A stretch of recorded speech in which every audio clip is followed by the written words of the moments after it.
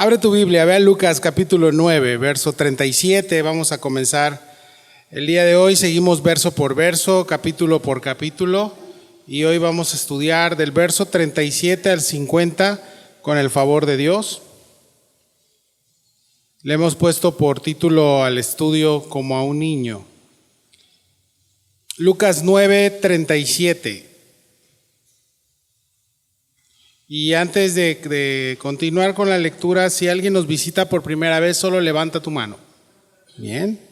¿Alguien más nos visita por primera vez? ¿Nadie más? ¿Cómo le decimos a nuestra hermana que nos visita por primera vez? Muy bien, bienvenida, que Dios te bendiga. Mi nombre es Rodrigo, pastor de Calvary Chapel, Playa del Carmen, y estamos para servirte y para predicar la palabra de Dios. Amén. Abre tu Biblia, 9:37, bienvenida hermana. Vamos a estudiar el día de hoy del verso 37 al 50 y dice la palabra de Dios. Vamos a leer los primeros versos y nos ponemos en manos de nuestro Padre Celestial. Dice la Escritura: al día siguiente, cuando descendieron del monte, una gran multitud les salió al encuentro. Y aquí un hombre de la multitud clamó diciendo: Maestro, te ruego que veas a mi hijo, pues es el único que tengo. Y sucede que un espíritu le toma y de repente da voces y le sacude con violencia y le hace echar espuma, y estropeándole a duras penas se aparta de él. Y rogué a tus discípulos que le echasen fuera y no pudieron. Padre, gracias por esta mañana. Gracias, Señor, por el segundo servicio que nos das la oportunidad, el privilegio, Señor, de estar de pie aquí para predicar tu palabra, Señor. Te pido que tú me des don de enseñanza, Señor, que tú me des de nuevo. Sobre todo, Señor, un corazón dispuesto a predicar lo que está escrito y lo que tú nos hablas, Señor. Ayúdanos a no manipular la palabra, Señor, y que sea entregada lo más limpio y puro posible. Y que sea tu mensaje, Señor, el que entre en el corazón de mis hermanos. Haz a un lado cualquier distracción que podamos traer de fuera, cualquier cosa preconcebida incluso que podamos traer de nuestro corazón. Y ayúdanos a sentarnos a tus pies, Señor, a escuchar tu palabra. Lo más hermoso y lo que más da vida y lo más bello y nutritivo que podemos escuchar el día de hoy para nuestra alma es tu palabra, Señor. Ayúdanos, te lo pedimos y te lo rogamos en el glorioso nombre de Cristo Jesús. Amén. Le hemos puesto por título como a un niño. Les decía yo en la mañana que vamos a ver dos personajes en estos versículos. La primera es dice un muchacho de la Reina Valera, pero básicamente es un niño, calcula entre 8 y 18 años aproximadamente, y al final el Señor agarra a un niño también como ejemplo, ¿no? Entonces vamos a ver esa es la palabra como que clave en estos textos que estudiamos. Y antes de empezar quiero pues nada más como verificar qué es lo que nosotros vemos de un niño, el corazón de un niño, y no estoy hablando en temas de malicia porque realmente nacemos ya con un corazón caído, y eso es algo duro y difícil de creer, sobre todo en tu niño de 5 o 6 años, que es bien chistoso y gracioso, pero debes entender que trae un corazón caído que tiene que ser corregido por tú como papá y vivir para ellos, no para eso, haciendo tu trabajo, pero también entender que el corazón de un niño tiene todavía algo que se llama inocencia, algo que nosotros ya de grandes hemos perdido por el mundo y porque el pecado empieza a acrecentarse aún más en tu vida y en mi vida, y es esto, ¿no? El tener un corazón de niño para estar ante Cristo es tener la admiración que un niño tiene. Cuando a un niño le dices algo, mira, esto va a pasar, se emociona, ¿no? Se admiran luego. Y el agradecimiento de un niño también, la fidelidad que un niño también puede tener, el corazón sin rencor que los niños guardan, y la inocencia de esto que te dije de un niño. Y así es como Jesús quiere y pide y va a pedirle a sus discípulos que se acerquen a Él y que estén confiando en Él. Y dice el primer versículo, fíjate, al día siguiente cuando descendieron del monte. Y aquí ya tenemos enfatizado el contexto de hace 15 días, ¿no? El monte, ¿cuál monte? Pues donde el Señor se transfiguró. Vimos también que Pedro, Jacobo y Juan eran los que Jesús llevó, eran los más necesitados, y también vimos que ellos se durmieron. Físicamente estaban bien dormidos, pero eso viene producto de igual que estaban dormidos espiritualmente. Y vimos también hace 15 días los peligros de dormirnos espiritualmente. Y cuando nos dormimos, decimos aquí en México, cuando nos da el mal del puerco, ¿no? Cuando estamos llenos, cuando comemos de más, y eso es científicamente comprobado porque la sangre y toda la chamba del organismo se empieza a ir al estómago y deja tu cerebro en algunas ocasiones, y es lo que te hace que te empiece así como que, ¿no? Como que tenemos sueño. Y el sueño aumenta cuando más tu dieta no es la correcta y te estás alimentando de comida chatarra, ¿sí? Llevo 3 semanas con nutriólogo, entonces ora por mí porque estoy entendiendo esto. Y la comida chatarra, ¿qué es lo que impide? El problema es que te impide comer comida sana. Y las galletas y todo eso, me acuerdo que mi mamá me decía, no comas galletas. ¿Por qué? Porque no vas a comer después. Yo me valía y volví a comer otra vez, no pasa nada. Eso nunca ha sido un problema, ¿no? Pero a muchos niños sí le dicen, no estés comiendo eso porque no vas a comer tu comida luego, ¿no? Y el creyente muchas veces así está. El creyente está dormido espiritualmente porque está consumiendo alimento chatarra, ¿sí? El mundo te da 365, 24 horas al día comida chatarra, en todo tiempo, en todo momento. Y cuando estás alimentándote de eso, el alimento que no nutre tu alma, el alimento que tu alma pide a gritos, tengo hambre, tengo sed del Dios vivo. Ahora que has nacido de nuevo es eso. Pero a veces nos alimentamos demasiado del mundo o demasiado de nosotros mismos, que es peor muchas veces.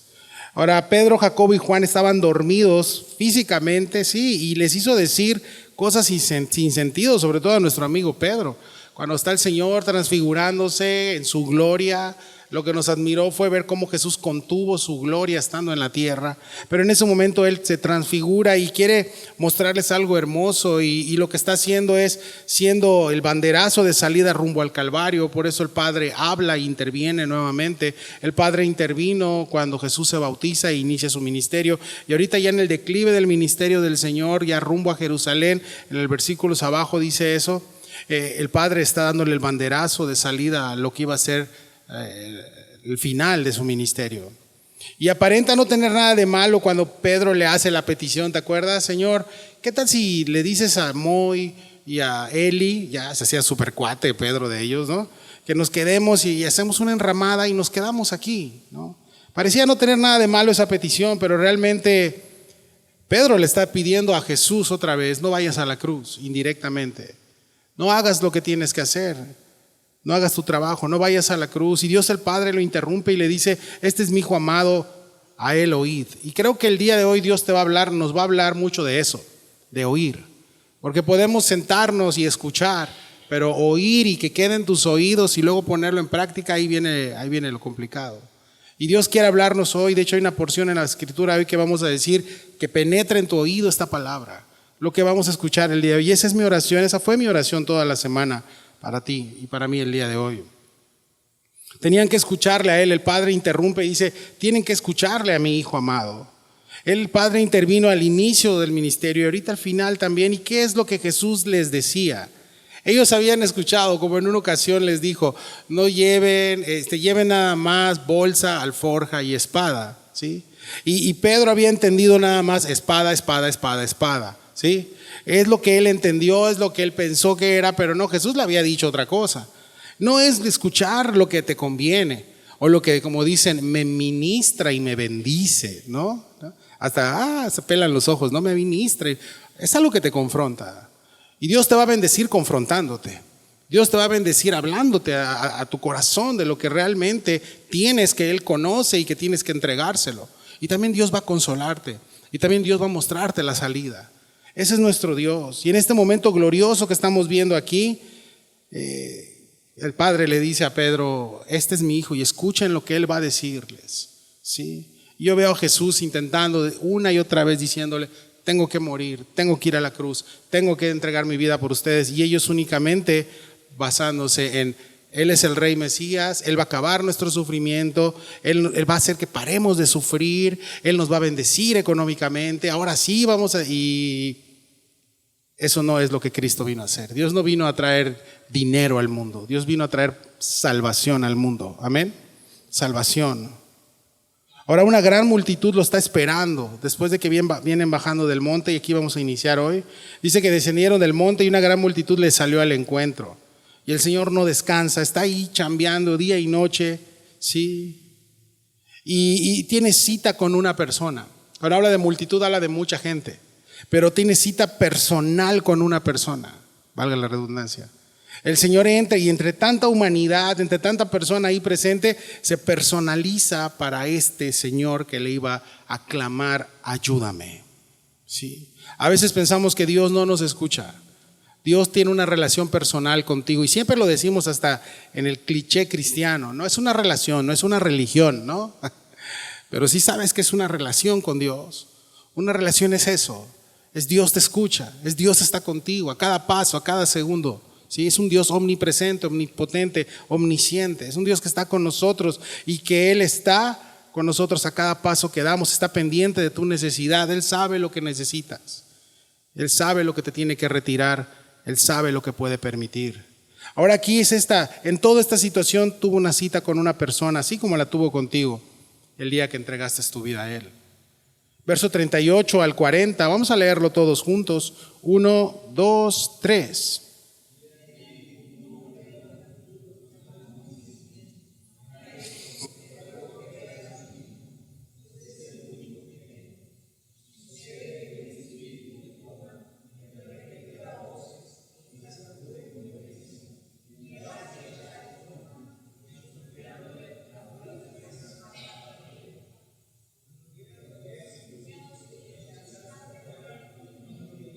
Un hombre en la multitud clamó a Jesús. Vienen bajando de la montaña, pues probablemente ya cansados y todo, sobre todo los 3 hombres maravillas que venían ahí con el Señor.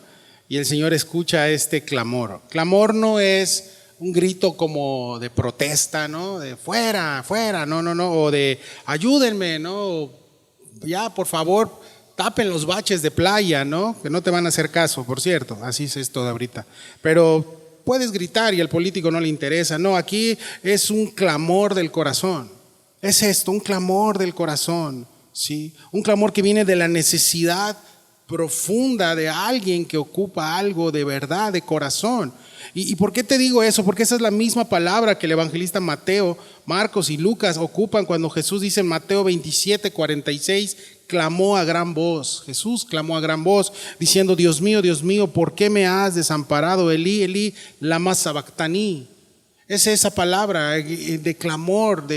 Y yo no creo que Jesús lo haya hecho como para que vean la gente o para protestar o algo. Lo dijo porque necesitaba eso, necesitaba al Padre en un momento de soledad en donde Él se sentía abandonado por tu pecado y mi pecado. Pregunta, ¿por qué me has desamparado? Estamos hablando del Hijo de Dios, sin pecado, santo, santo, santo, preguntándole a la primera personalidad de la Trinidad, ¿por qué me has abandonado? Y la respuesta es por tu pecado y por el mío.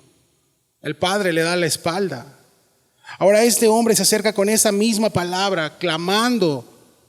¿Y qué clamaba este padre de familia? Bueno, la vida de su hijo. Y los que somos papás sabemos eso. Sabes que cuando uno de tus hijos está enfermo, estás clamando literalmente a Dios, o cuando está pasando una situación con tu hijo, sabemos eso, sabemos qué es ese sentimiento, sí, qué es esto que tenemos en nuestro corazón. Y le dice, te ruego que veas a mi hijo, pues es el único que tengo.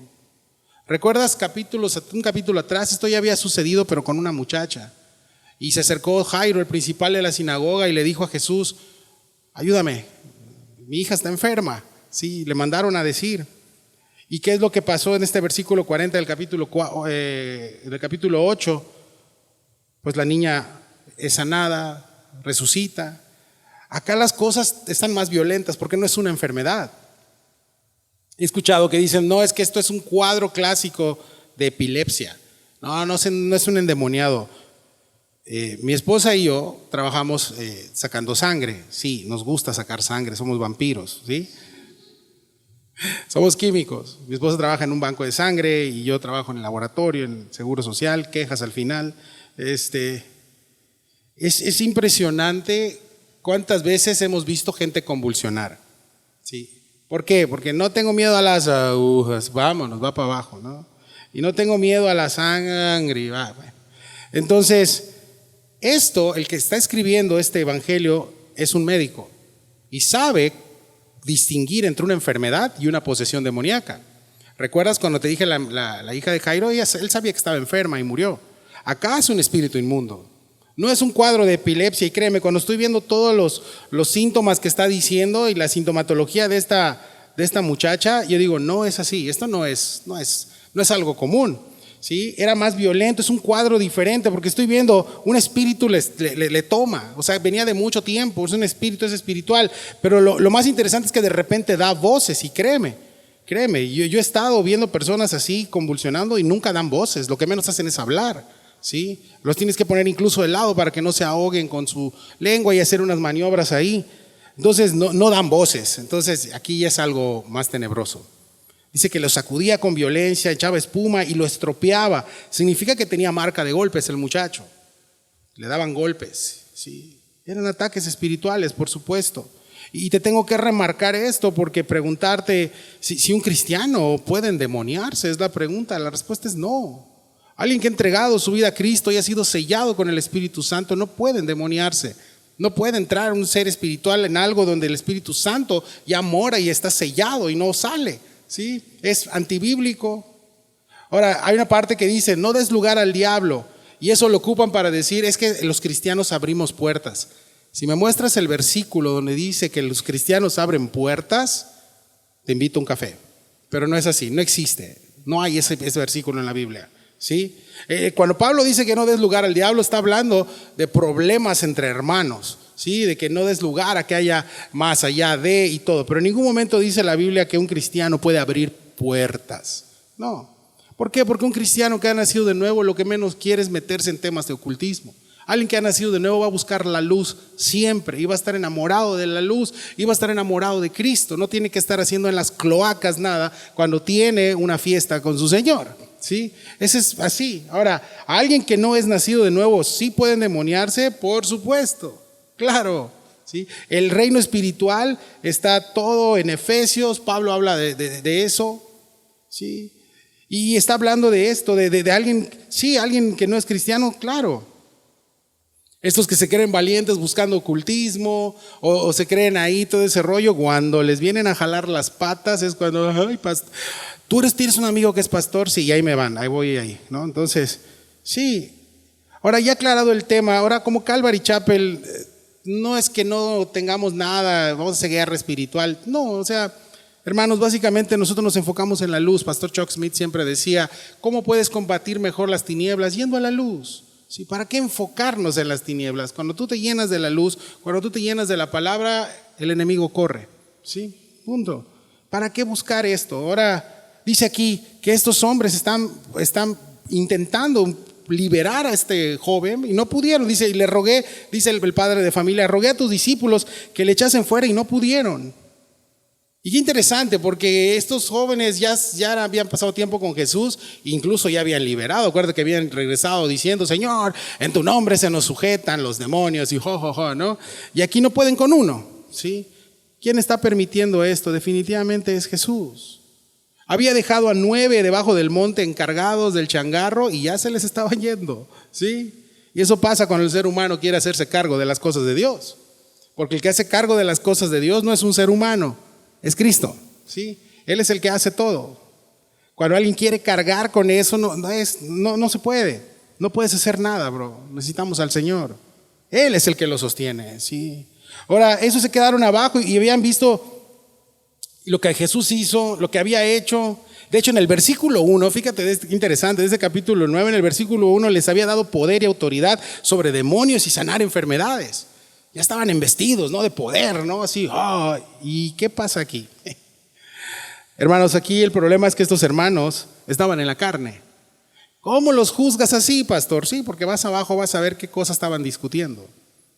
Cuando un creyente, hermanos, no lleva una vida de oración, de palabra, de comunión con Dios, ¿sí? Está definitivamente espiritualmente frío, ¿sí? Y obviamente no puede hacer este tipo de cosas. ¿Por qué? Porque está frío. Jesús le dijo, este género no sale más que con ayuno y oración, y se refería a que el ayuno y la oración no es someter a Dios, decir tienes que hacer esto o agarrar más poder, no, es estar más cerca de Dios. A una persona cuando ayuna, es que ayuné, ¿y qué hiciste? Me eché unas 5 series de Netflix buenísimas, dice. De nada te sirvió tu ayuno. El ayuno es simplemente la comida que no va aquí, la sangre que se ocupa para trabajar aquí. ¿A dónde crees que va? Aquí. Y Dios hace algo increíble y la palabra te habla y estás en comunión con Dios. Y créeme, cuando tú ayunas de verdad y quieres esta comunión con Dios, es algo hermoso. Son bendiciones hermosas que Dios nos da, ¿sí? Ahora, ¿recuerdas cuando el Señor le dijo esto de ayuno y oración? Era por eso, porque estaban lejos del Señor. En ese momento estaban lejos de esta comunión, ¿sí?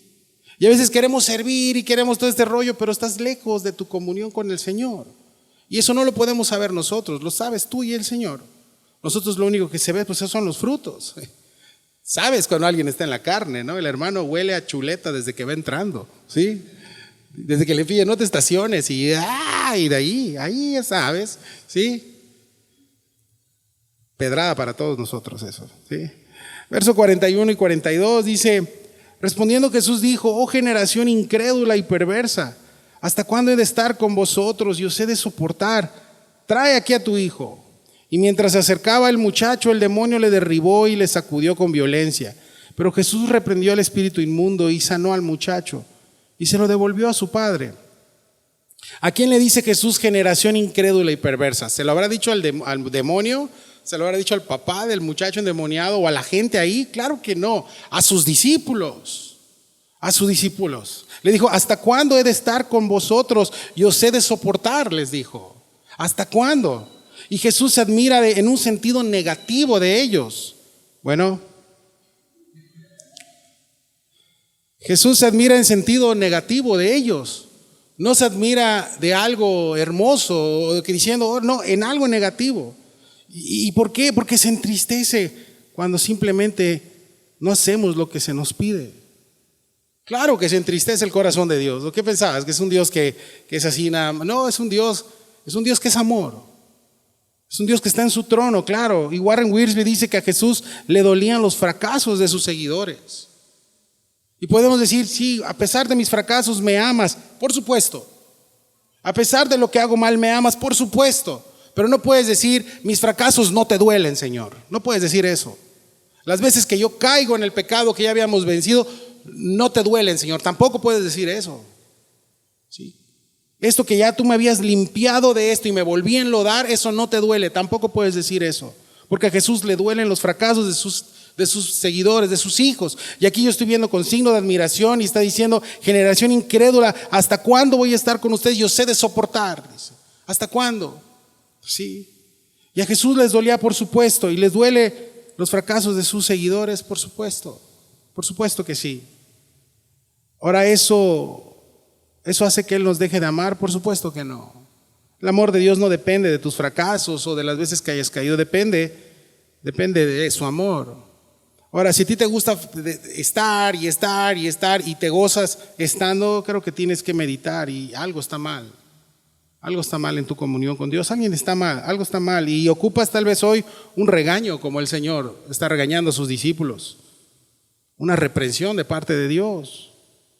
Por si pensabas que esto es súper gracia y todo se puede y no pasa nada, ven cómo estás y déjalo así, o sea, sí, ven cómo estás, pero Dios te quiere limpiar y te quiere decir, ve y no peques más.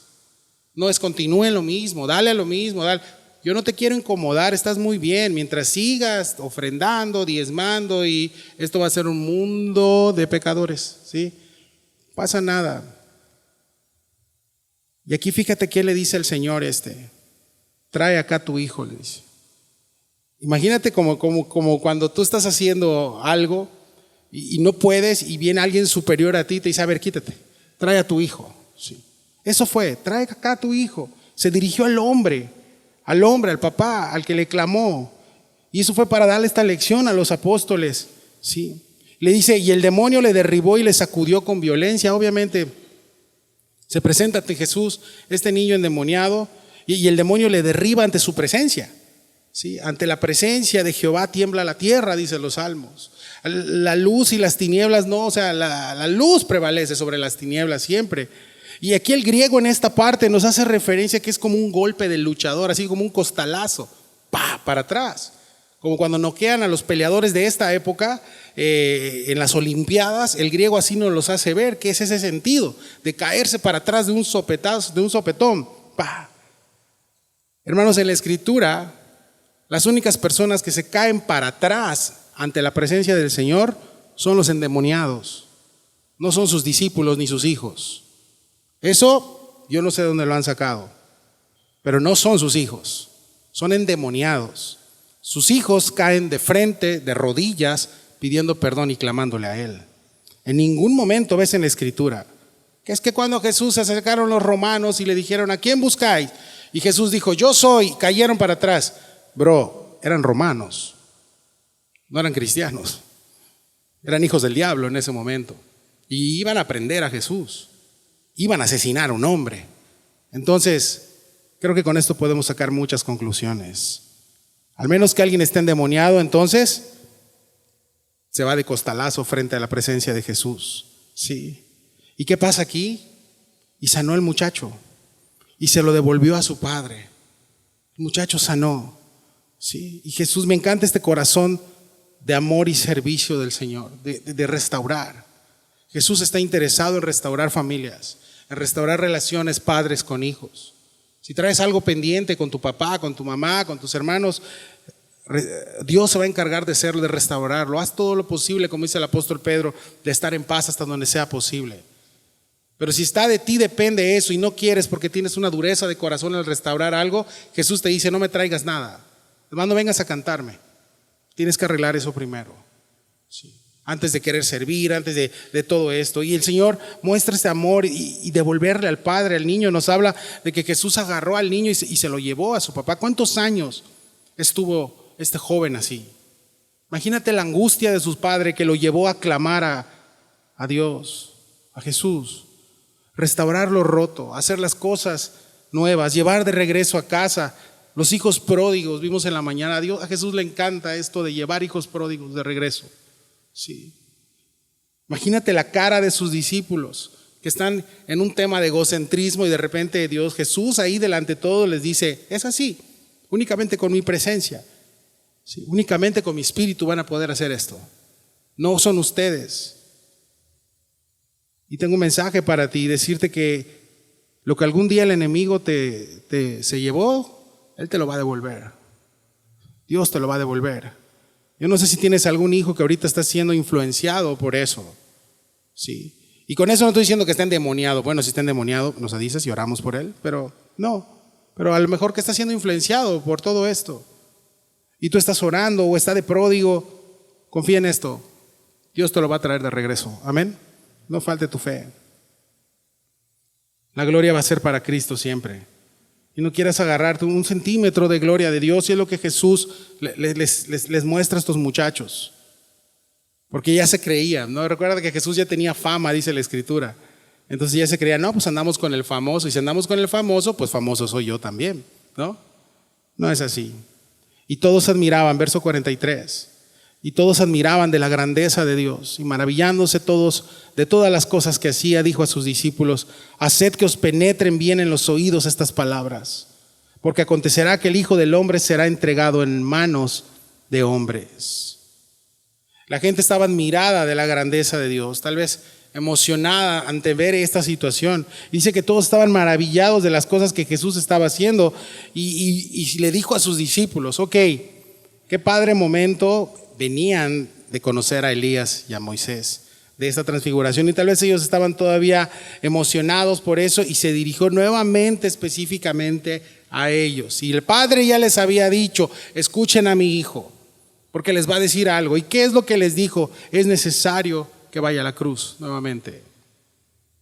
Tal vez a ellos ya se les había como que subido ahí el humo y Jesús les está diciendo, es necesario que sea yo entregado. Tal vez ellos ya pensaban, ahora sí vamos a hacer una super revolución, ¿no? Ahora sí vas a ver cómo van los romanos, van a saber quiénes somos nosotros los hebreos.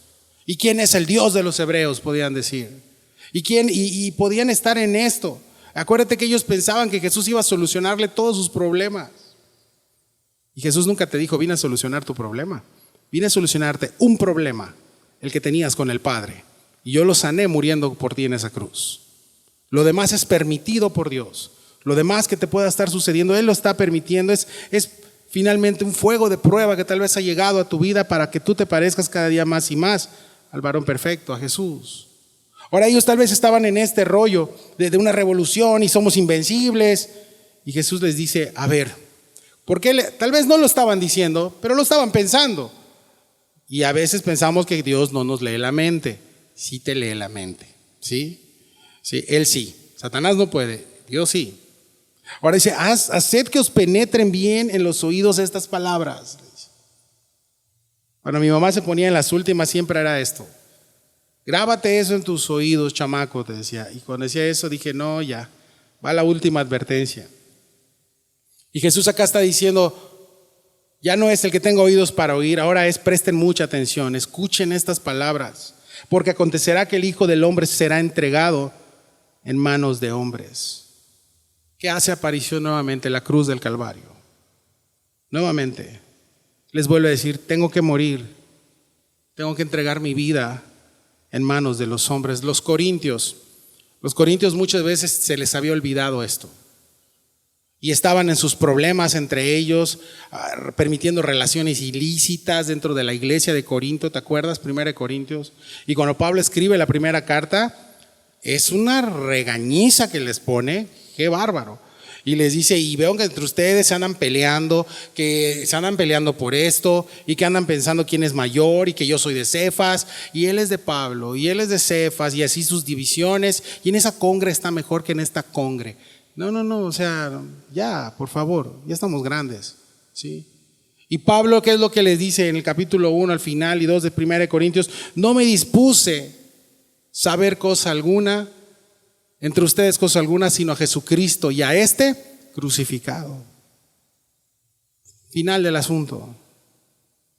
Jesús les calma, les baja los humos diciendo, tengo que morir, voy a ser entregado en manos de hombres. Entonces, todas esas ideas que se habían hecho en su mente de vamos a ser liberados y ahora sí vamos a vencer, Dios le dice cálmense.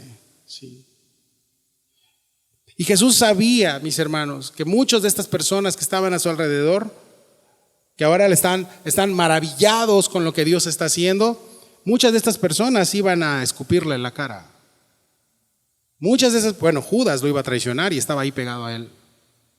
Pedro lo iba a negar y todo esto. Y él sabía esto. ¿Sí? Y aunque ellos están maravillados, Jesús le dice, van a venir días donde vas a estar dudando de mí. ¿Sí? Y aquel cristiano que no diga que en algún momento ha entrado una mini crisis o crisis de fe donde dice, ¿qué está pasando? O duda de Dios, es un mentiroso. Porque todos hemos dudado muchas veces. Pero eso no influye a que Dios siga siendo fiel. Porque Él es fiel, tú y yo no. ¿Sí? Si dices, yo nunca he dudado, ay Dios, traes una soberbia más alto que este techo. Porque todos hemos pasado por eso. De repente vienen pensamientos y Jesús lo conoce y lo sabe y aún así te sigue amando. Y Dios te dice hoy y nos dice a nosotros que mis palabras penetren a tus oídos, que fui a la cruz porque te amo. Que hice esto porque te amo. No por lo que ibas a hacer, sino porque te amo y porque te quiero de regreso a casa. ¿Sí? Ahora, ¿cómo no responder a este amor? ¿Verdad, hermanos? ¿Cómo no responder a tanta misericordia?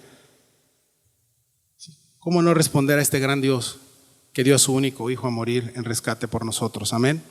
¿Cómo no responder a esto? Verso 45 y 46. Vamos a leerlo todos juntos. 1, 2, 3.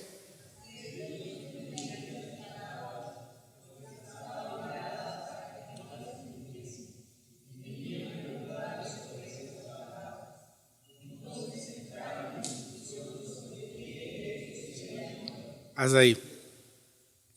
Qué locura, ¿verdad? ¿Quién de ellos sería el mayor? Tenían a Cristo ahí y estaban discutiendo entre ellos. Espérame tantito, Señor. Entonces, ¿quién va a ser el mayor? ¿No? Sí, se escucha bien absurdo, pero eso pasa cuando estás en la carne. Sí. Ahora, ¿por qué dice que no entendían? Jesús no les estaba hablando en maya. Pit maya. No les estaba hablando en maya. ¿Sí? No.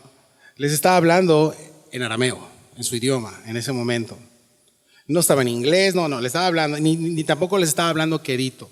Así, tengo que ir a la cruz. No, fuerte, directo a ellos. Tenían veladas las palabras, significa que estaba oculto de su corazón estas palabras. Pero no porque Jesús no les habló, sino porque ellos no querían escuchar. No querían escuchar. El reino terrenal estaba ocupando el primer lugar en sus vidas, no el reino de Dios. El reino de Dios no lo tenían en primer lugar, como dice Mateo 6:33. Sí. Ahora, ¿por qué las personas no entienden muchas veces cuando Dios les está hablando? Porque tienen definitivamente su reino terrenal en primer lugar. Yo, al final, y al otro final, mi. O como decimos aquí, mi, yo. Yo, me hicieron, mi, yo. Y todo está centrado. Y hermanos, cuando estamos tan embelesados con el reino terrenal, las cosas espirituales nos parecen poca cosa. Claro, nos parecen poca cosa. Cuando te llenas, te dije al principio, cuando estás tan lleno de comida chatarra y de basura del mundo, las cosas espirituales te parecen poca cosa y las consecuencias pues están aquí a continuación. Sí. Fíjate nomás. Entonces los discípulos, verso 46, comenzaron a discutir entre ellos acerca de quién era el más importante. Jesús les está diciendo, voy a morir, me van a entregar. O sea, entre esto a tus oídos. Ah, sí, Señor. Oye, ¿y quién será el mayor? ¿Sí? Así pasa cuando estás en la carne. Porque cuando estás en el Espíritu arde en tu corazón con tu espíritu, y cuando viene la palabra y te contrista y te quiebra, y entonces entras en convicción y dices, sí, Señor, y sales con una convicción y obedeces. Pero cuando vienes, oye, ¿y qué vamos a hacer? O sea, así.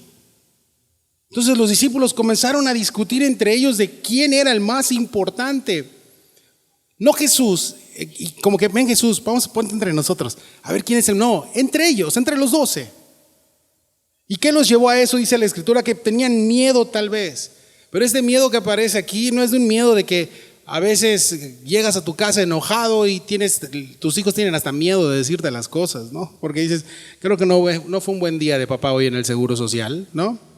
Ya luego oro, ya se acercan y me dicen, no, sino miedo de saber la verdad. Porque la verdad los iba a hacer libres. Era miedo de saber la verdad. Y a veces no vamos a esto por miedo.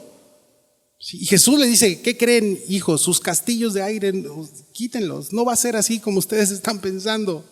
¿Sí? Me van a asesinar, voy a ir a una cruz y los van a perseguir.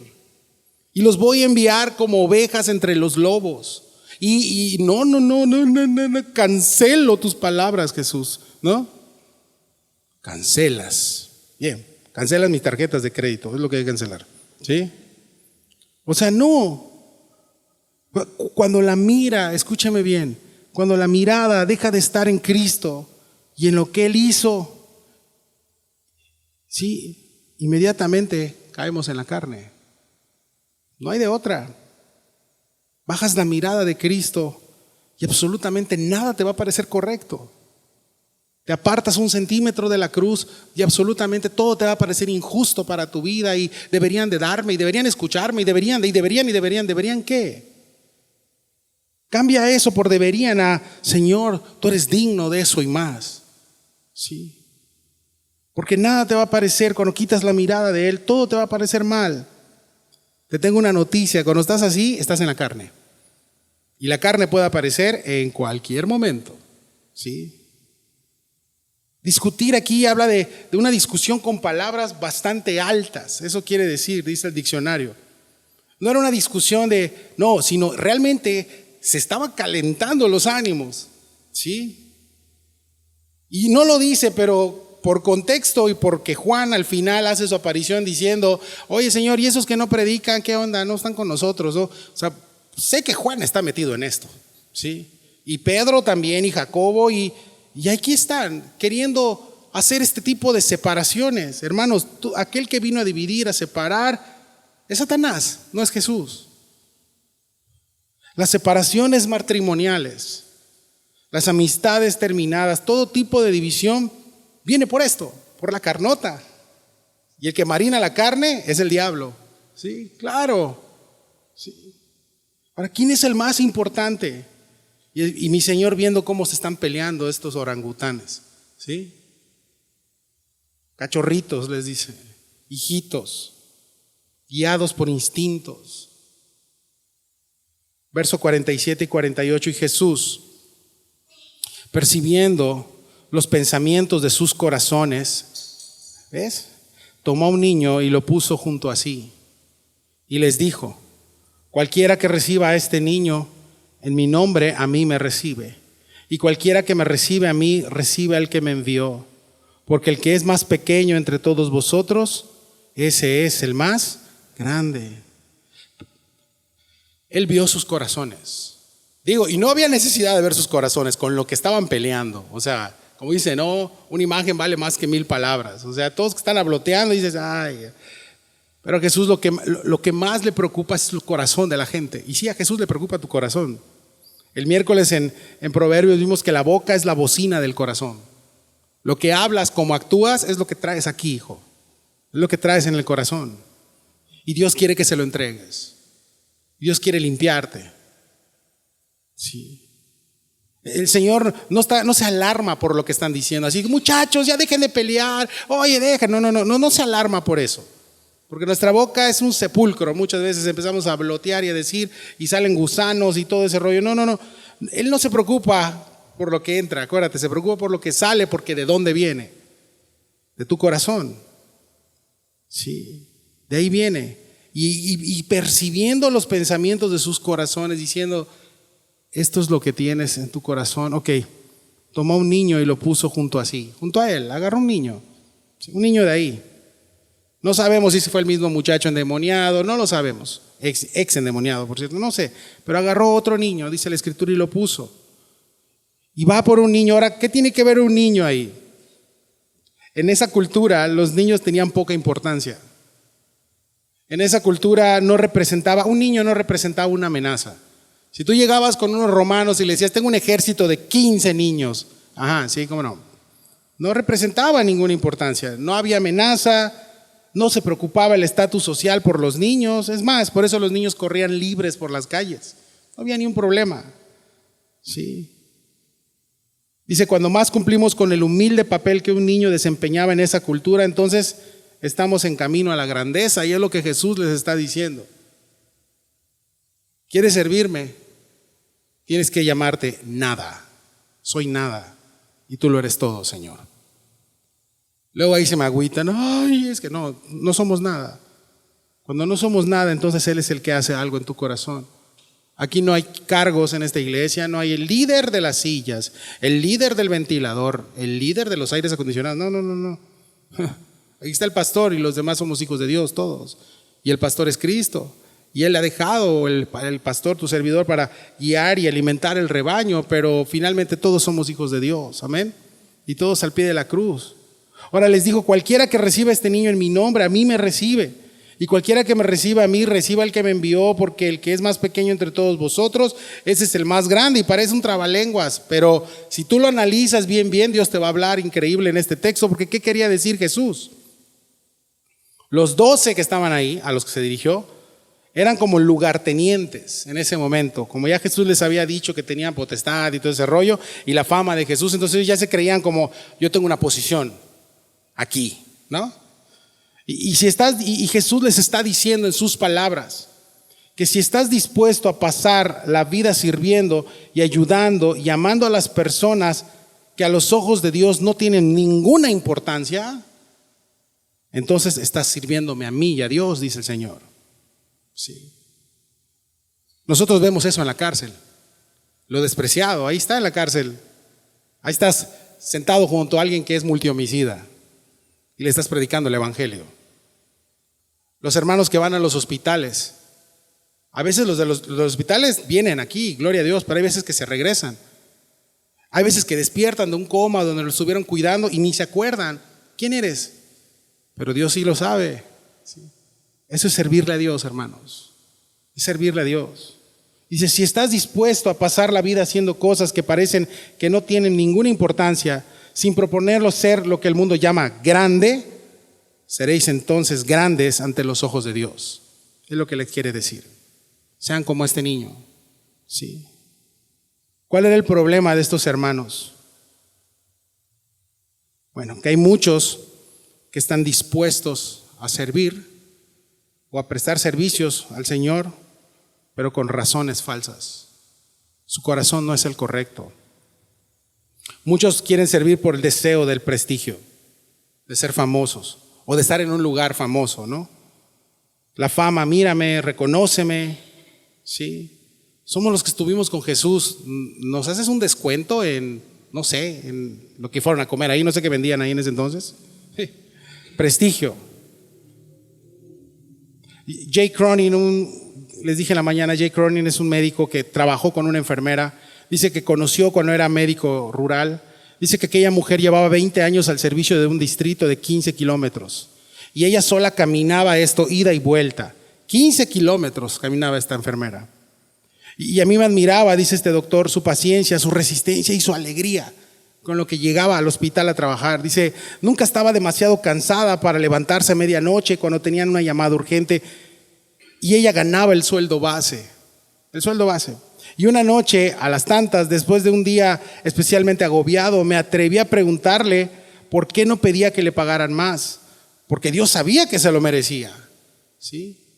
Y me contestó que si Dios sabía que se lo merecía, eso era lo único que le importaba a ella. Le importaba lo que opinaba Dios, ¿sí? Chuck Swindoll dice, un pastor que escribió un libro que se llama El ministerio y el privilegio de servir a Dios, que si realmente quieres palpar cómo está tu corazón sirviendo a Dios, imagínate que vas a un bosque profundo, 30 kilómetros, y entras y le lavas los pies y ayudas a una anciana que está ahí sola.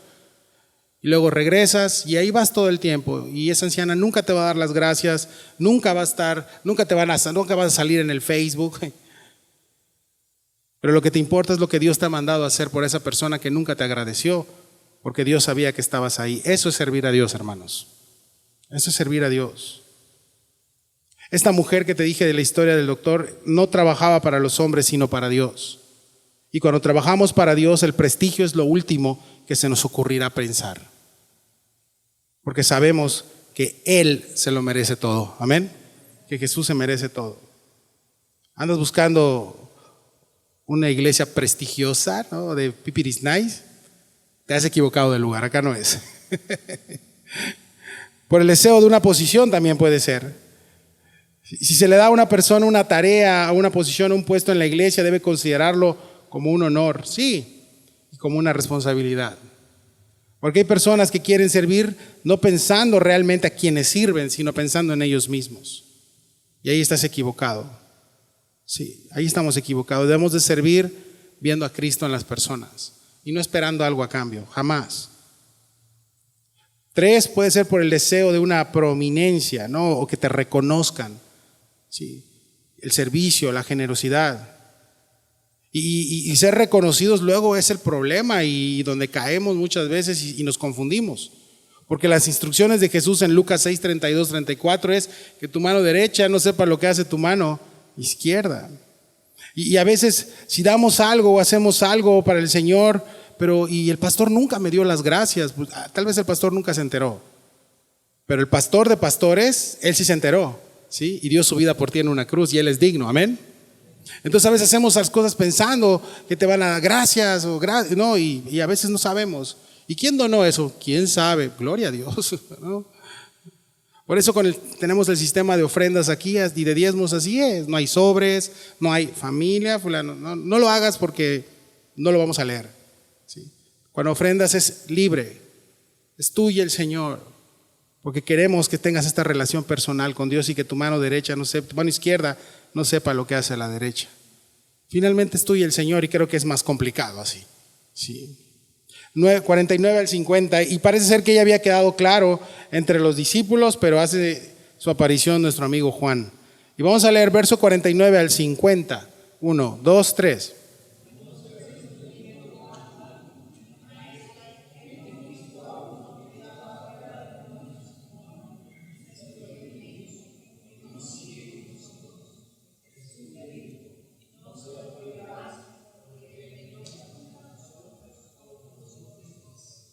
Creo que ya vimos quién estuvo en el pleito, ¿ya lo viste? En quién es mayor y todo ese rollo. Y hacer esto le prohibimos, porque no está en nuestra congre, ¿no? Se lo prohibimos, ¿no? Y aquí es cuando empezamos con soberbia y pensamos que tal vez no sé, tú eres la coca en el desierto, nosotros somos los únicos que tienen la verdad absoluta y todos los demás están mal. Hermanos, si vas a un lugar donde alguien te dice que nosotros tenemos la verdad y todos los demás están equivocados y todos son chafas, nosotros somos los mejores, estás en una secta. Salte de este lugar. Salte de ese lugar en ese momento. ¿Sí? Porque no somos la coca en el desierto. Qué tristeza que a veces podemos pensar eso. Sí. Qué tristeza cuando pensamos que nadie pueda seguir a Jesús en otra iglesia o en otra denominación donde se predique la sana doctrina. Y ojo, hago una aclaración. Nosotros no tenemos nada que ver con el neopentecostalismo ni el evangelio de la prosperidad, porque eso es otro rollo. Sí, eso sí es demoníaco. Sí, nosotros predicamos a Cristo y tenemos muchos hermanos, no necesariamente Calvary, de otras denominaciones, de aquí, de allá, de donde sea, pero que predican la palabra de Dios y que están comprometidos con el evangelio. Hermanos, allá ellos son nuestros hermanos. Es que tienen, su alabanza es como que más diferente. ¿Y qué tiene? ¿Y qué tiene? La alabanza no es para ti. ¿La alabanza para quién es?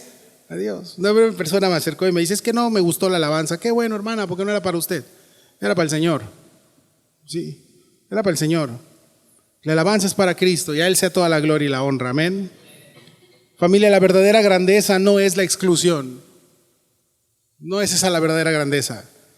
Sí. Y estos hermanos estaban demasiado ensoberbecidos y estaban excluyendo a los demás. Y le dices que están echando en tu nombre. Y Jesús le dice, el que no es contra nosotros, está con nosotros. Sí. Está con nosotros. Sí.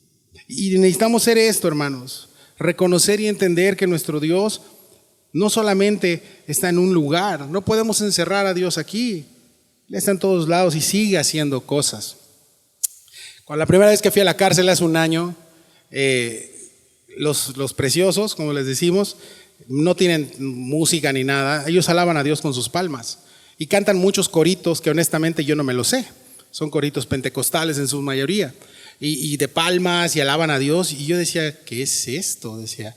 Y yo la verdad no es extrañado ni nada, pero no entendía y hasta me pasaba que cantaban, todavía me pasa, se ríe David porque él me acompaña a la cárcel. Y a veces están hablando y yo estoy así como que no sé qué están cantando hasta que ya les agarro la segunda vuelta y entonces ya empiezo a cantar, aquí se alaba a Dios, aquí se alaba y todo ese rollo. Y yo veo que ellos están entregando su vida al Señor, llorando con lágrimas en los ojos. Y yo no me paro y les digo, a ver, están haciendo mucho ruido. No. ¿Sí? O empiezan a orar y Señor, reprendemos al espíritu de hechicería. Y yo no me paro y, hey, ya Jesús lo venció todo en la cruz. No.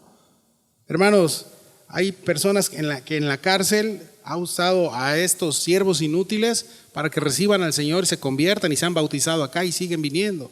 No vinieron hoy, así que no voltees a ver a nadie. ¿Sale? ¿Sí? Y ahí está el Señor. ¿O no está el Señor en la cárcel? Solo está aquí en Calvary, ¿no? Con clima. Porque el Señor afuera tiene calor. No. Sí, no. Y que no es contra nosotros, por nosotros es. Y el Señor está en donde 2 o 3 se congreguen y su nombre es invocado. Amén. Final, termino con esto, como a un niño, servir con ese corazón de un niño al Señor. Y me encanta porque los niños, cuando tú les das una instrucción, y hasta te agachas para estar más alto y le dices, a ver hijo, vas a hacer esto, ok, va, y te escuchan, ¿sí? Ya luego desobedecen, pero escuchan, ¿sí? Te escuchan, ¿sí? Ahora el Señor nos ve como eso, como sus pequeños, y Lucas 12:31 dice, mas buscad el reino de Dios y todas estas cosas serán añadidas, no temáis manada pequeña, dice el Señor, porque a vuestro Padre les es placido daros el reino. Manada pequeña, nos dice el Señor. Somos sus pequeños, somos sus hijos. Él sabe que somos torpes y nos ama y nos quiere enderezar conforme vayamos acercándonos a Él y diciendo, a ver, deja ahí, vamos. Pero si tú te acercas con un corazón de niño ante Él diciendo, Señor, yo no sé nada, entonces el Señor va a hacer algo en tu vida con una humildad de corazón. Pero si tú te acercas diciendo, yo sé todo, tú no sabes nada, entonces ahí te presentas con esta soberbia y Dios se resiste a los soberbios y da gracia a los humildes, por supuesto. Entonces cuando buscamos el reino lo buscamos como niños, recién nacidos, dice el apóstol Pedro, buscas la leche espiritual. ¿Sí? El apóstol Pablo dice también, no niños en malicia, dice, seamos como los niños en malicia. Y créeme, los niños se creen todo, ¿no? Le dice, vas a hacer eso, y de repente, ¿en serio? Sí, y están ahí todos emocionados porque tú ya les dijiste algo. Si ya le dijiste algo a tu hijo, cúmpleselo, ¿ah? Si no, te lo van a recriminar cuando estén adolescentes. Cuando estabas chico me prometiste, ay, bueno, pues ya está, olvídalo, ¿no? Sino todos se creen y todos esperan. Si tú les dices una fecha, ellos hasta lo marcan en su calendario. Ser como niños en malicia, dice Pablo, pero también dice no como niños en tema de madurez. Esa es otra cosa. Porque ¿cómo son los niños en tema de madurez? Si tú entras a una guardería, los niños no están formaditos así. No están, y están así. Niños, son niños. Si tú a un niño le hablas fuerte y le llamas la atención, ¿qué es lo que hace? Llora, se asustan. Entonces Pablo está diciendo que no sean en tema de madurez como niños, sino en tema de malicia. Que tengan un corazón así para recibir. Porque Jesús dice, a mi Padre le plació darles el reino a ustedes, a los niños. A ustedes, a nosotros. Manada pequeña, no teman, dice el Señor. Porque a nuestro Padre les ha placido dar el reino. Y Dios ha placido que el día de hoy escuches esta palabra.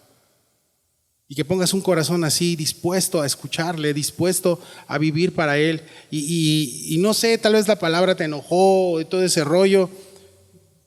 No me importa, ya te la dije. No, que tengamos un corazón de un niño. Sí, que tengas la admiración de un niño. Un niño se admira por todo luego. ¿No has visto que? Y miren, cuando me encanta la escuelita bíblica, porque yo trato de estar aquí de lunes a viernes, y me encantan los maestros porque le dicen, miren, y esto es la espada de Goliat. Brother, es un pedazo de cartón, ¿sí? O sea, y todos, ¡wow! ¿Ves? A veces perdemos la admiración por las cosas que Dios hace. Nos parece tan rutinario, pues me deben de atender, o sea, espérate, admírate de lo que Dios está haciendo. Admira de lo que Dios está haciendo en tu vida. El agradecimiento de un niño, yo lo veo en el hospital, ¿sí? Y le dices, bueno, si no te dejas picar, no hay paleta y no hay estrella. Y ahí están, se dejan y todo, y les das su paletita y gracias. Te dicen, no, pues te acabo de picar el brazo, ¿cómo me das gracias? ¿Sí? Es eso, la fidelidad de un niño.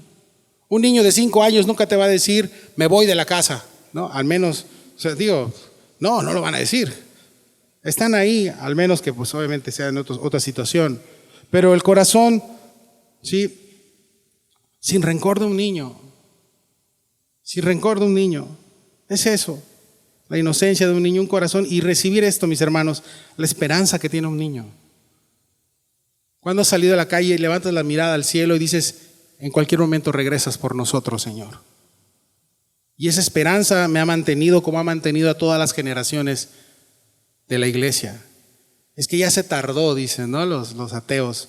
No, bro, te está dando chance que te arrepientas. Sí. Y Dios no se ha tardado, sino que mantiene esa esperanza y esa incertidumbre y ese fuego por su regreso. Para que la iglesia clame, como dice el apóstol, como dice la palabra de Dios en Apocalipsis, ven Señor Jesús, sí, ven Señor Jesús. Amén. Padre, te damos gracias por esta mañana. Gracias por tu palabra, Señor, y por lo que nos has hablado. Y somos tus hijos, Señor, no por algo que hubiéramos hecho, sino por tu amor y por tu gracia. Gracias por lo que nos has hablado en tu palabra el día de hoy, Señor. Y ayúdanos a poder ponerlo en práctica, Señor. Señor, cuando tocas estos temas que van en contra de nuestra carne, la primera reacción es pues, incomodidad. Pero benditas sean todas las veces que nos has incomodado, Señor. Y te agradecemos y síguelo haciendo. Síguenos estorbando, síguenos incomodando. Porque esta es una demostración de que eres un padre que ama a sus hijos. Y nos sentimos amados y bendecidos cada vez que haces eso, Señor. Y la mejor parte cuando viene la caricia, cuando viene el estás en mis brazos. Cuando viene ese abrazo, ese apapacho de tu parte. Y nos dice, esto es por tu bien. Y te amo. A pesar de que tú te hayas alejado, te amo. Y Señor, ayúdanos a serte fiel. Necesitamos de ti todos los días. Necesitamos de tu amor y de tu cuidado, Señor. Llénanos con tu espíritu en este día, te necesitamos. Llénanos con tu espíritu y te damos gracias, Señor. En el glorioso nombre de Cristo Jesús.